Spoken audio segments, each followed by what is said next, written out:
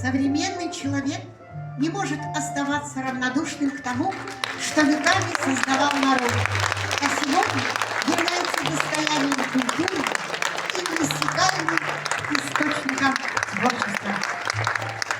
Главный дизайнер коллекции Тамара Зацаренко.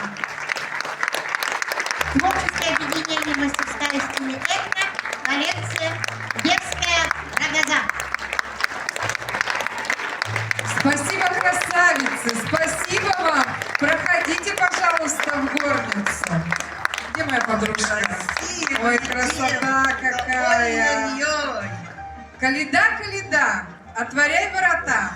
Пришла коляда с пышками, с лепешками, да со свиными ножками. Новый год пришел, старый угнал, себя показал. А я вас, дорогие мои, тоже угощу. Но только не блинами да пирогами, а гостями. Снова встречаем ансамбль фольклорный «Красота». А еще он не просто один ансамбль. У нас еще здесь присутствуют представители фольклорного ансамбля «Полынь». Главный руководитель есть Тарас Выхлестюк. Областной центр русского фольклора и этнографии, город Новосибирск.